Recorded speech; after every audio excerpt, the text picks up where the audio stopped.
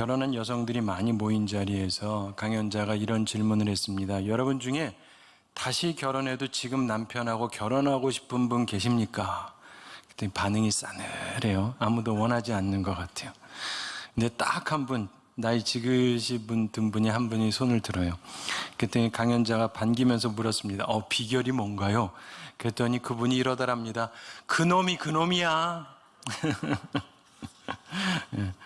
오늘은 남편에 대해서만 설교하고 다음에 아내에 대해서 설교하겠습니다.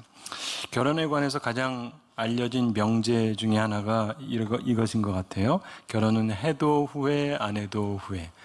가능하면 후회를 안 하는 게 좋겠죠? 자, 남성들 입장에서는 세계 최고 재벌이 되면 결혼 생활이 마음대로 되느냐? 다 돈 탓에 그런 것 같은가? 그런데요, 2년 전, 2019년, 역시 가정의 달이었죠. 25년간 결혼 생활했던 아마존 회장 제프 베이조스가 이혼을 했습니다. 당시 세계 최고 부자로 4년 동안 알려져 있었는데 따라서 가장 비싼 이혼으로 알려졌습니다. 당시 우리나라 돈으로 약 40조를 아내에게 합의금으로 지급했다 그래요. 이혼 이유는 알리지 않았습니다. 올해 2021년 역시 5월 가정의 달인데 이번 달에 마이크로소프트 창업자 빌 게이츠 회장이 이혼을 발표했습니다. 오랫동안 세계 최고 부자로 알려져 있었고 현재 세계 4위 부자인데 결혼 27년 만에 이혼하게 됐습니다. 이거는 남편이 소송당하고 이혼을 당한 것 같아요. 그러니까 돈으로 다 되는 게 아닙니다. 역사상 최고의 부자로 알려진 록펠러가 했던 유명한 말이 있습니다. 다 내 마음대로 되는데 두 가지는 도무지 내 마음대로 안 돼. 하나는 골프공이고 원하는 대로 안 들어가고 다른 하나는 내 아내야. 그러더랍니다. 자, 세계 최고 부자들도 아내를 마음대로 못 하는데 돈도 별로 없는 평범한 남자들이야 뭐 아내가 마음대로 될 리가 없죠. 그러니까 꼭 돈이 없어서만은 아니에요. 그런데 사실 성경 말씀대로 남편이 살면 아내의 존경과 순종을 받을 수 있습니다. 참고로 저도 100% 이렇게 살지는 못하는데 노력은 하는 거죠. 자, 오늘 성경 말씀은 아내에 대한 남편의 의무가 교회에 대한 예수 그리스도의 사랑과 같아야 된다 이렇게 말씀합니다. 매우 의미심장한 말씀입니다. 아내는 남편에게 복종하라는 말씀이 있죠. 그런데 남편도 역시 그리스도 같은 애정과 사랑으로 아내를 사랑해야 된다고 말씀합니다. 그래야 공평한 것이죠. 주님께서는 우리 교회를 위해서 긍휼을 베푸시고 선함으로 대하시고 사랑해 주셨습니다. 그리고 자신의 이익을 위해서가 아니라 우리 교회의 유익을 위해서 자신을 희생하셨죠. 남편은 아내를 그렇게 사랑해야 된다고 성경은 말씀합니다. 기독교와 이 성경 말씀이 이 세상을 아름답게 바꿨습니다. 본문은 2000년 전에 쓰여진 글인데 당시 세상에서는 전혀 상상할 수 없는 그런 생각을 주장한 거예요. 그런데 이 말씀이 2000년 흐르면서 세상을 바꾼 겁니다. 유대인들 같은 경우 하나님을 믿었죠. 그렇지만 여성을 굉장히 낮춰봤습니다. 유대인들의 기도문에 매일 아침마다 이렇게 감사하는 문구가 있었습니다. 이방인이나 노예나 여자로 만들어주지 않으심을 감사합니다. 당시 여성은요, 사람이 아니라 물건 취급을 당했습니다. 법적인 권리가 없었어요. 전적으로 남편의 소유물이고 남편이 마음대로 할 수 있었습니다.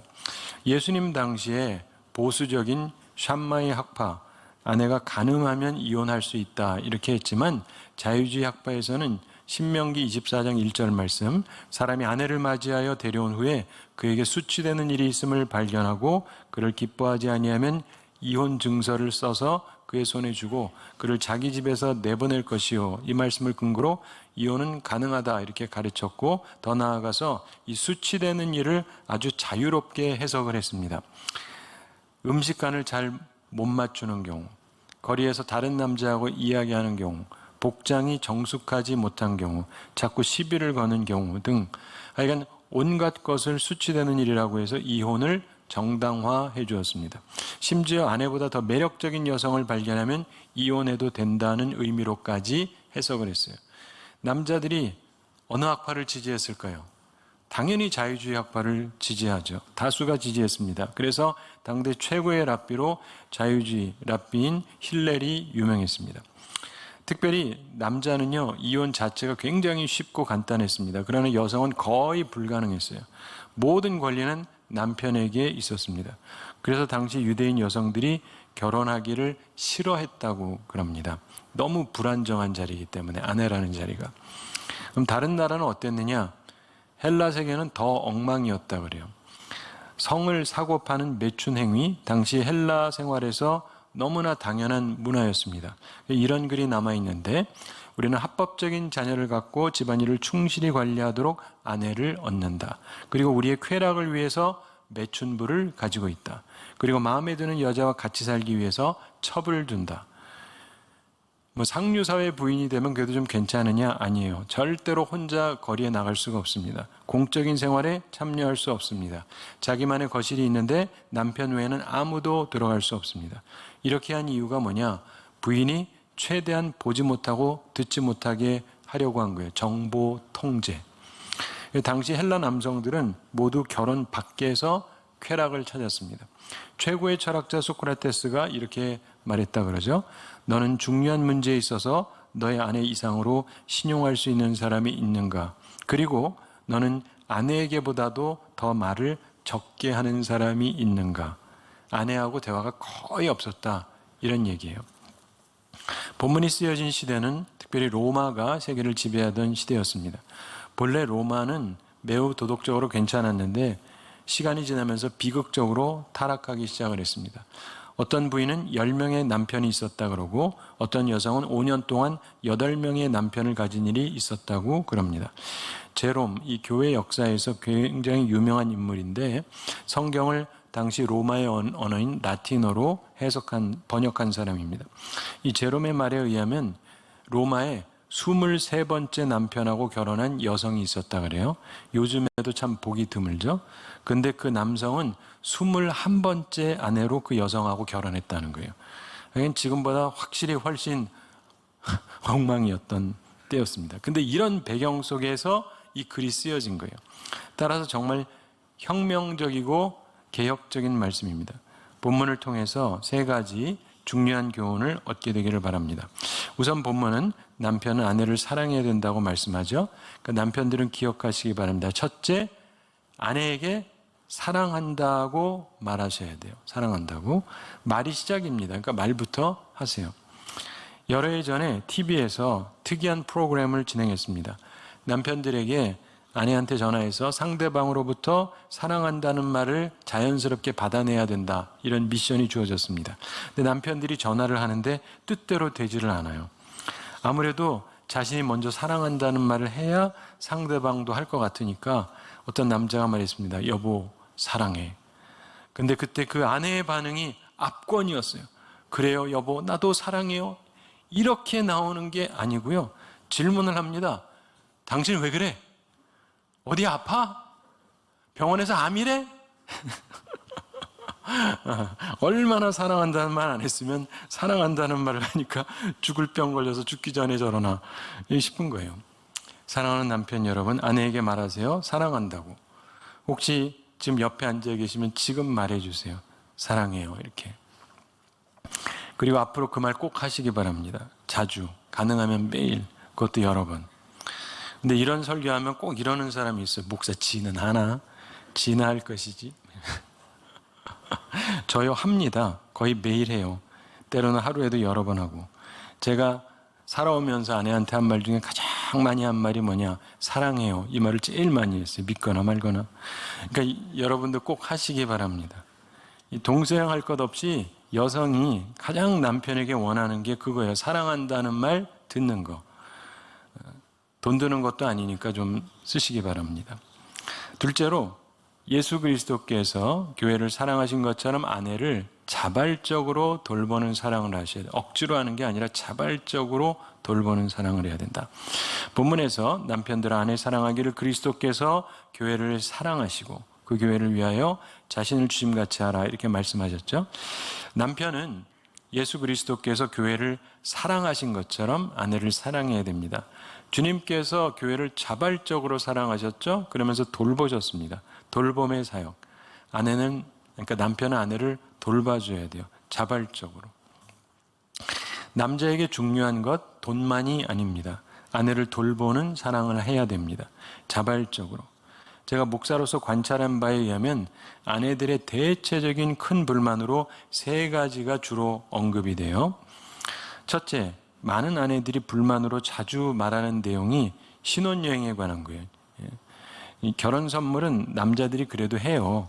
뭐 다이아몬드 반지도 하고 고급 선물도 합니다. 돈만 있으면 많이 잘하는 편이에요. 이유가 있습니다. 어차피 내 거니까, 남는 거니까. 이렇게 생각을 하고 고급도 잘 줘요. 그런데 신혼여행은 좀 달라요. 왜? 이건 돈이 소모가 되는 거잖아요. 따라서 많은 남편들이 요거는 좀 아끼고 싶어 해요. 근데 아내들은요, 화려하고 멋지게 여행을 하고 싶어 합니다. 남성 입장에서 보면 엄청난 소비를 원하는 거예요. 근데 이유는 간단합니다. 일생에 딱 한 번이니까. 여행이야 여러 번 갈 수 있지만 신혼여행은 딱 한 번이니까. 여기서 갈등하는 경우가 많습니다. 참고로 제게 결혼 주례를 부탁하면 저는 꼭 상담을 해요. 그리고 그때 신랑에게 말해줍니다.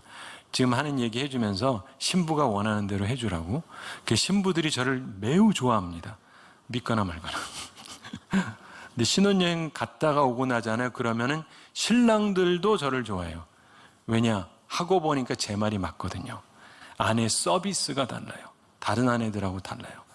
그래서 저를 좋아합니다. 사랑하는 성도 여러분, 이런 말이 있습니다. 여성은 기억으로 산다. 따라서 최고의 신혼여행을 다녀와야 된다. 누구 말이냐? 저 김용일의 말입니다. 제가 여행사 대표 아니에요. 근데 그렇게 하면 후회가 적어요. 또 속으로 이러는 분, 지는 했나? 저 했어요. 신혼여행에 관해서는 제 아내가 불만을 표시한 적 없습니다. 믿거나 말거나. 아무튼 그렇습니다. 둘째로 많은 아내들이 불만으로 자주 말하는 내용이 뭐냐면 아이 출산이랑 관련된 내용이에요. 출산할 때 아내들이 굉장히 두렵다고 그럽니다.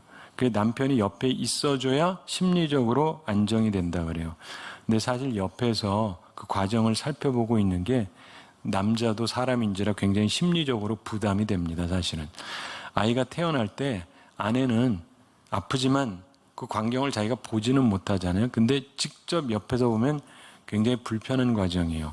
양수가 터질 때 이게 엄청납니다. 보셨는지 모르겠지만 그거 보고 구토하는 남자도 있고 심지어 기절하는 남자도 있어요. 미국에도 꽤 있어요. 백인들도. 저는 구토하거나 기절하진 않았지만 하여간 보는 게 역시 쉽지는 않습니다. 물론 표시는 안 했지만. 첫 아들이 태어날 때 저희가 미국 뉴욕에 살고 있었는데 아내가 뉴욕에 있었고 저는 옆에 주인 그 뉴저지주에서 청년의 수련회를 인도하러 갔습니다. 근데 월요일에 끝나는데 혹시 아내가 진통이 오면 먼저 내가 떠나겠다고 말을 해놓고 근데 마침 월요일 새벽에 연락이 왔어요. 진통이 온다고. 가야 될 길이 100km가 넘습니다. 청년들에게 양해를 구하고 달렸습니다. 병원에 갔어요. 그리고 아내 옆에서 지켜줬습니다. 출산할 때까지. 매우 어려운 상황이 있기도 했지만 하여간 옆에서 손을 잡아주고 있으니까 그래도 약간의 도움은 된 것 같습니다. 둘째 아들이 태어날 때는요. 9.11 사태 바로 이후인데 아내는 뉴욕에 있고 저는 플로리다에 있었습니다. 2,000km 거리예요. 서울하고 부산 거리보다 5배가 멉니다. 이건 뭐 차 타고 갈 수 있는 거리가 아니죠. 아내가 아이를 낳을 때 미리 비행기 타고 날아갔습니다. 그 옆에서 역시 손잡아주고 애 낳는 것 봐줬어요. 그래서 아내가 아이 출산에 관련해서는 저를 비난하지는 않습니다. 아내가 아들 둘 낳았는데 그때마다 제가 그 옆을 지켜줬어요. 젊은 청년들 그리고 남성들 이걸 잘 기억하세요. 그걸 행하세요. 그러면 인생이 훨씬 덜 힘듭니다. 참고로 저는 이런 걸 가르쳐준 사람이 없었어요. 그 남편들은 보통 변명으로 일관하거든요. 저희 아버님도 이런 거 가르쳐주지 않았습니다. 그냥 제가 혼자 배운 거예요. 그러니까 미리 아는 분은 복이에요. 그리고 아시면 꼭 실행을 하시기 바랍니다. 제 말 듣고 편하게 사는 남편들이 꽤 많습니다. 젊어서부터 들은 사람들은. 여러분도 꼭 그렇게 하실 수 있는 분은 하시기 바랍니다. 자, 근데 이 가운데 그 두 가지 기회 다 놓친 분 있죠? 세 번째 거라도 잘 하셔야 돼요. 그래야 만회가 되든 말든 하니까 세 번째라도 하셔야 되는데, 셋째로 많은 아내들이 불만으로 자주 말하는 내용이 있어요. 기념일과 관련된 거예요. 결혼 기념일, 자기 생일 뭐 이런 것들. 이거는 나한테 관심이 있냐?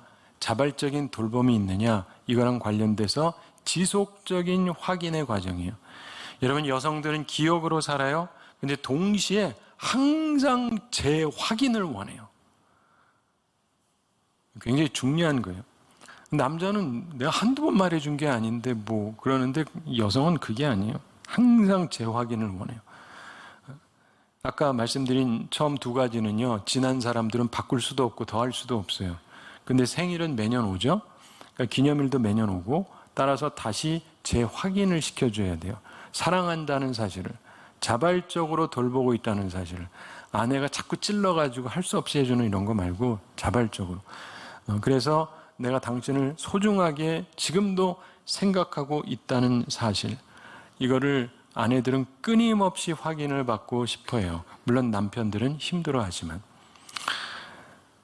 제가 아내를 만 20살에 미국 뉴욕에서 만났습니다. 미국에서는 만 21살이 법적으로 성인이 되는데, 그 아내 생일에 21송이 장미 꽃다발을 선물했어요. 근데 아내가 너무 좋아하는 거예요. 그러면서 눈물을 흘리면서 좋아해요. 여성들이 이 부분을 잘 기억하셔야 돼요. 감격을 해 주셔야 돼요. 그래서 제가 본래 21살 때 딱 한 번 하고 끝내려고 했는데, 아내가 감격하고 눈물까지 흘리니까, 그땐 결혼하기 전인데 22살 될 때 한 번 더 장미꽃다발을 선물했습니다. 22송이. 그랬더니 아내가 또 울어요. 좋아가지고. 23살엔 또 23송이 장미꽃을 선물했습니다. 제가 한국에서 서울 강남에 살다가 이민 갔는데요. 참고로 그 당시에 한 단 화단이 3만 원, 2단 화단이 5만 원 할 때인데, 미국은 20송이 장미가요, 한국의 2단 화단보다 훨씬 더 비싸요. 장미 10송이에 3만 원 내지 5만 원을 해요. 그러니까 20송이면 엄청나요. 그러니까 그 가볍게 사준 게 아니에요. 돈 아끼고 모아가지고 사준 겁니다. 꽤 고민하면서 사줬는데, 그렇게 하면서 이제 하루하루 하고 결혼한 다음에도 하다 보니까 20대 초반부터 시작해서 40대 후반까지 약 30번쯤 하니까 아내 생일에 준 장미 꽃송이가 1000송이를 돌파했습니다. 소설 아니고 진짜예요. 그리고 아내가 이미 50대 됐어요. 근데 아직까지는 줍니다. 그렇지만 내일 일은 난 몰라요. 참고로 비결에 대해서 하나 설명하면, 남성들이 이거 이해할 필요가 있어요. 솔직히 저도 그렇게 많이 하게 될 줄 몰랐습니다. 계획도 없었고. 근데 그렇게 할 생각을 했으면 아마 처음부터 질려서 못했을 거예요. 근데 어떻게 했냐? 비결이 있는데 딱 하나예요. 그냥 이번만 잘하자. 그냥 그거예요. 내일 일은 내일이 걱정하게 하라. 주님 말씀대로 그냥 오늘 사랑하자. 오늘 희생하자. 오늘 잘하자. 그러면 되는 거예요. 그냥 내일 일은 난 모르잖아요. 그냥 하루하루 사는 거죠. 최선을 다해서. 그러다 보면 한 번이 2번 되고, 2번이 3번 되고, 10번이 되고, 20번이 되고, 30번도 넘게 되는 거예요. 그러니까 그냥 오늘 최선을 다하면 돼요. 아내 생일을 기억해 주세요. 안 하시는 분은 이제부터라도 이번 한 번만이라도, 그게 비결입니다. 그리고 한 번이라도 정말 잘해 주시기 바랍니다. 참고로 결혼 기념일도 항상 기억하려고 저도 애를 써요. 꽃을 비롯해서 선물도 주고. 생일에만 꽃 준 거 아니에요. 사랑하는 성도 여러분, 남편들은 주의 말씀을 따라서 노력하시기 바랍니다. 아내들은, 그리고 남편이 진정으로 믿음의 사람이 되도록 힘쓰세요. 그러면 나머지가 따라오게 됩니다. 그런데 각자 분량이 있어요.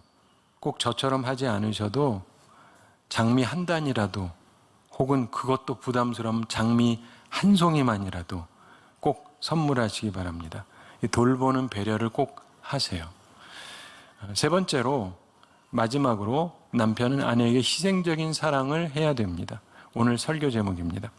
예수님께서는 교회가 예수님을 위해서 무언가 크게 기여할 수 있기 때문에 사랑하신 게 아니잖아요.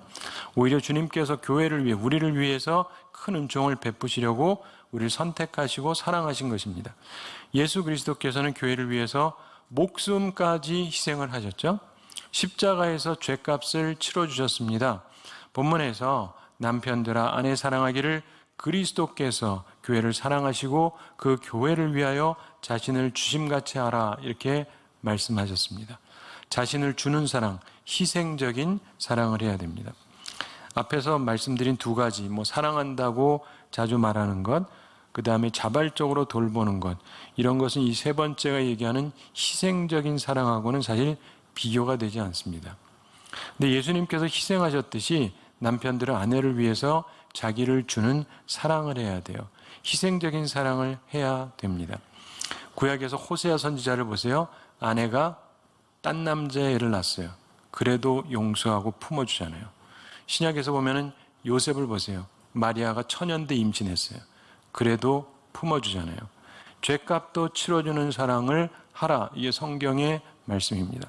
이보다 더 큰 사랑이 없는 그런 사랑을 남자들아 좀 해라. 이런 말씀이에요. 주님께서 천국 영광을 떠나서 이 땅에 오신 사랑, 십자가에서 죗값을 치러주신 사랑, 이런 사랑을 남편더러 하라고 성경은 말씀합니다. 사실 이건 저도 힘들어요. 부족함이 있습니다. 그래도 주님 말씀이니까 지켜야 되는 것이죠. 마지막으로 한 가지만 말씀드리면서 오늘 말씀을 맺으려고 합니다. 오늘 말씀대로 하잖아요. 그러면 아내도 남편을 사랑하고 존경하기가 쉽습니다. 따라서 남편들은 먼저 잘해야 돼요. 사실 제가 결혼할 때 아내에게 이렇게 질문하면서 청혼을 했습니다. 나랑 결혼하면 힘들 텐데 괜찮겠어요? 저는 아무것도 약속을 안 해줬어요. 책임질까 봐. 근데 아내가 괜찮다고 해서 결혼했습니다. 그런데 목사랑 사느라고 정말 고생을 많이 했습니다. 저는 뭐 별로 약속한 게 없으니까 약속에 대한 부담은 없지만 사실 항상 부담이 됐습니다. 이 사모로 사는 게요 정말 힘들어요. 딴 사람들 모릅니다. 무시하는 사람도 꽤 많아요, 교회에도.